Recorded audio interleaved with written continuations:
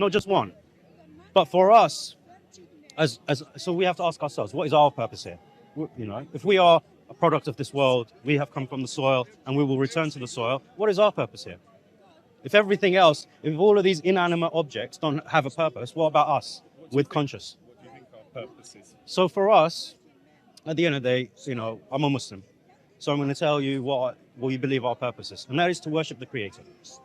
To recognize who the Creator is. To recognize that He has given us all that we see. Yeah. I mean, if you don't want to be filmed, it's not a problem. Yeah. But, yeah. But, so we say, you know, our purpose is to worship the Creator. At the end of the day, He gave us sight, He gave us hearing, He gave us the ability to speak, to feel, to touch, to taste. You know, all the things that we take for granted. Our breath, when we breathe, we do it involuntary. And we take it for granted, knowing that one day we're going to stop breathing. So that is our purpose. And when we worship the Creator, at the end of the day, the Creator in of Himself, He doesn't need us. We need Him. And He is the one that provided us the guidance in the form of the Quran, as for all of mankind today. Well, Sonia, you know more about this than I do, don't you? Yeah? Well, okay. She knows more about this than I do. All right, that's good. But you know, but the Quran is not. It's not stories. It contains stories of the nations that have passed before us, the people that have passed before us, what their mistakes were. But at the end of the day, the Quran is there as a guidance for us to tell us our purpose, to help us progress in not only this world, but how to achieve the hereafter, which is what's going to happen after we die. That's one of the big questions that we tend to ask ourselves. What happens after death? The Quran answers that question. And it doesn't ask it, and it doesn't require you to believe just like that. It asks you to reflect, to ponder, to use your intellect, to seek evidence of the Creator, to seek evidence of this book in of itself, and the claim that it makes it to be from the Creator. It asks you to test it. So we are not asking you to have blind faith in Allah, in the Prophet Muhammad. We are asking you to test it, and this is what the Quran leads you to. The first verse that was revealed to us from this was "Iqra bismi rabbika alladhi khalaq." Read in the name of your Lord who created. So the one who created us, read in His name. Educate yourself. So that's what the Quran is, and it will give you the knowledge for your guidance in this world, and to circumnavigate this world, to solve all your problems. And I mean it, all your problems. There is nothing left out, whether it's societal, familial, business, economic, psychology, you name it. Any field that you think of, it will respond to that. As well as the psychology of man, those who are sincere, those who are insincere, those who are unsure. How do you deal with the people who are unsure? So all of this stuff is covered in those 600 pages. So it's worth a I don't read. know if agnostic means uncertain. And It's more not easily persuaded. No, You know what I mean? no, And because I the thing think- is, So I would take the best bits of all sorts of faiths and say they're excellent. You know what I mean? I think that's where Yeah. I would go. I'm not going to be persuaded for a particular faith ever, per se, except a collective thought about humans, how we behave, how we conduct ourselves. You know, and that's more important to me than having a particular denomination of a faith. You know, so seeing, you know, people who believe in things is very important. You're right. You know, we need to You're believe right. in things, otherwise we haven't got a meaningful purpose, like you say. okay, But to believe in things is, you can believe in, you know, the range. You know, I prefer that notion. but The what world's a big place. I would say to that, as I mentioned, the Quran, it already gives you that. It gives you the breadth of everything that you will ever experience in this world. Not just yourself, but mankind as a whole. So if you're looking for something which will give you a holistic understanding of belief, all right? Because the Quran speaks about those who believed in other gods. In fact, there has never been a point in time where man did not believe in God. Whether it was a monotheistic God, whether it was a pagan God. Yeah? The concept of atheism or agnosticism is a concept that has been developed by those who reject God. Not because they don't believe He exists. That's key. It is because they simply choose to reject the concept of a creator, knowing that there must be a creator.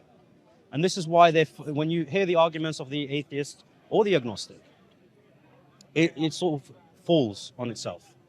Because you cannot logically comprehend the concept of a world without a creator. That's not something that you can comprehend. You can. No. Chaos rules. No. Chaos rules. There There's is- a million, bazillion happy coincidences. That's actually not. It's not true because random. Even the concept of randomness. The only reason we refer to it as random is simply because we don't understand the process. But for example, if you threw a dice and you knew all the variables, you could tell.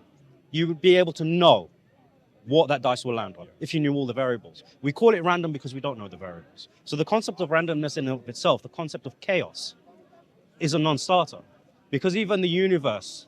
It's so fine-tuned, it's so complex, Right. and so quantum potentially. You get like Yeah. real diggy. Yeah, you could go. You can even go to the and it quantum gets level. So massive as well. So you got like But everything has a law. Everything has an order. everything has a law that's Cause associated and with it effect. also. Cause and There must effect. be a cause. There is always that. So this is why. Yeah. Well, We call cause the creator. yeah, but It you has to be could a call it, creator. to be fair, physics and nature. couldn't you? Yeah, but You who could- who creates the laws? Because physics and laws. Isn't it Physics is just based very- upon laws. So, yeah, I mean, I don't know. It could be. I'm not saying it is. Very clever chemistry, physics, combining the things that All in- tend to the, Yeah, but the when I'm more complex, you know.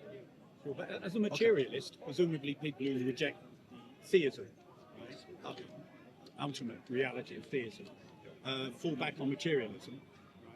But anything material must have a cause. It's an eternal law of science, cause and effect. Made in a star. Exactly. So you can chase it back as far as you want, but at some point you meet the uncreated, which must be the cause of creation. but Does thi- that make but sense? There's a big.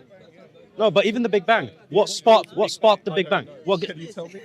God, the creator? If that's The creator. No, no. give So, us a better definition. Well, I know. So I saw this speech recently where a mathematician, and he was a cleric, I think, and he basically sat in a room for about 3 years and unwound space-time completely. So, like, took time back to the very origins of the Big Bang and worked out, came from a singularity, and he proved all the theories, Einstein, wherever he goes. If you look at the spirals, you know where they're travelling to where they came from. Yeah. It comes back. To a singularity. Yeah. That's monotheism. Well, it's where it came from. Yeah. Singular. That It one has point. to come from. yeah. Sorry. So no, that's okay. But this is why I'm saying that atheism or agnosticism, in terms of intellectual argumentation, there is a non-starter, and this is why I say that. And at the end of the day, I'm drawing all of this from the Quran, right? And the Quran tells us, Allah is. It says, "Badi'us samawati wal ard." Yeah, the originator of the heavens and the earth. This is who Allah is. So He is the originator of all that you see and experience. Including us. Yeah, including us. Okay, and it gives you the origin of mankind, right? Something that actually makes sense. Mankind is a creation like all creation. It is not a development over random processes, which we know randomness doesn't actually exist. And even if you Random, but it is chaotic. no, It is what is chaos? If everything that's chaotic. The processes are chaotic. There are many species on the planet that evolved to excellent condition and died because of some well, that's not chaos. event, you know. That is a balance. It all fits. There is a balance. It's amazing. There might seasons be. Anything that has happened throughout history has created a balance. Not Right? chaos. There And this is what is also mentioned in the Quran. Within throughout history, Allah has created Whichever the way balance. we turn nature. So do not upset the balance. This is what it is. And this is why even today, if you look today, forget about history. If we look today, I work in the construction industry, and we always talk about sustainability, ensuring that the materials that we use do not upset the balance of ecology, of the natural resources, right? But I already know this because it's mentioned in the Quran. Allah has created everything in a balance, so do not upset the balance. We shouldn't So be doing that, should we? no, of course not. We shouldn't be. We should always be keeping the balance. Hence why anything naturalistic, even when you look at natural disasters, they always create something after it's been destroyed. There is always new life after death has been taken. It always shifts the balance. Nothing disappears, it just changes. Exactly. Yeah. So, and again, who controls all of this? I mean, if it truly is chaos, and it truly is a product of randomness, we would see an upset in the balance. And I'll tell you where the true chaos would actually lie. Is if there was more than one creator. If there was more than one creator who had the ability to do whatever it willed, then you would see chaos. Because one creator would be sovereign and ask and be one, oh, I want the leaves red, and the other one wants the leaves green.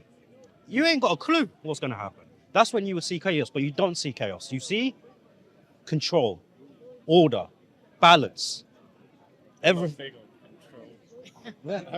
No, but at the end of the day, in order for you to create, when you create a product, you control what it does, right? You control its function, you control its processes. It has commands, right? It's just natural to have control over something, you know. Us as men, with our egos and everything, we like to have control. So that's just it's just part of nature that you have to have control over things. Just ask you one question, because I used to be an atheist, and the thing that was the biggest problem in my life from being an atheist is the fact of good and evil. How do I navigate this person who's controlled by his inclinations through complex moral choices of good and evil, objective good and evil? So how would you, as an atheist, navigate your choices when some people think evil is good and good is evil? How do you determine your choices beyond your inclination? I think we're all, I guess, born to this world without knowing particular moral compasses, but we learn them pretty quickly through the people around us, don't we? Could you explain by the people around you? Because you could be in amongst evil people, and then you might be like an Inca or an Aztec. Children are born innocent, right? Children are born innocent. But most of society, I think, is surrounded by good people. I just want him to get to God first.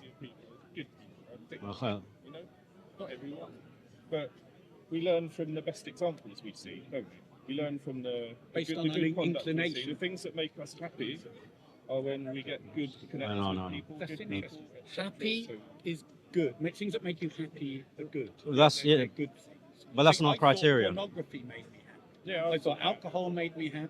I thought lying made me happy if it achieved my ends. Yeah. But I now look through the God lens and say that was objectively wrong. And I'm interested, how does an You had atheist... to learn that, though, didn't you? Yeah, but Colin, the thing is that is a conversation that, you know, it's not suited right now, because we can't speak about morality when we haven't even got to the point of God. Well, I'm thinking more That's the a long absence of conversation. morality I've would got lead to you go. to the Yeah. fact there must be. But no, go on, yes. Yeah, so you have to go. No problem. Good Look, chat, man. pleasure to meet you. Likewise. All right. Thank you very much for meeting you. Have a read of the Quran, and you'll hopefully you find it. You're Muslim, okay? Okay. Well, inshallah, give him da'wah. But I don't force anyone. Like everyone's free. Oh, of course. We just invite to Islam. So inshallah, give him some da'wah. Okay. But I'm not keen on being on camera. Oh, you should have said so. I come here every week. They just came So I and see- did it. Okay. Yeah. Look, if you don't want to be filmed, it's not a problem. Okay. So we don't force anyone to be filmed. What kind of society are you part of? Are you part of like an organization? No, no. I just come here and I give da'wah. That's the first time I come here, so I just Oh, wanted okay. to see how it was. No, most of the Muslims that come here to give da'wah, they're not part of any organization. They But I are. guess everyone comes from like a No, we don't. We actually we become acquainted with one another, and we become friends, and we hang out after Speaker's Corner. We go have a meal. because you have lots of technology with the mic and the camera. Look, none of these people are affiliated with me, but it's good, because at the end of the day, what we say here and the da'wah we give here, if we can show it to the world, then other people might benefit. So as much as and it's not edited. So as much as we speak to the people here and try to give them da'wah, what we say to them, it could resonate with someone else. So inshallah, this is the goal. May Allah make it successful. I'm just wondering how my email is going to be used because it's not been recorded. We'll blur your face. I'll speak to the cameraman and make sure your face is blurred. Okay? No problem. Bye. Okay. No problem. I remember you from way back when you had no hair. You were baldy, weren't you? That's correct. Yeah, but how's life treating you? Life is good. I'm pleased. I'm That's pleased. great. No, I see you every now and again on the videos and things like that. Yeah. And my desire at the moment is, I want to have a discussion with a Muslim that, how's the best way to say it, is different to how most discussions are. And it doesn't matter what the topic is. I want to be able to enjoy a polite conversation with you Yeah. and hear what you have to say over any subjects and things. It's important for me as a Christian and you as a Muslim to re-establish that there is a corner in this corner where we're able to, I want to say to you, You take as long as you want to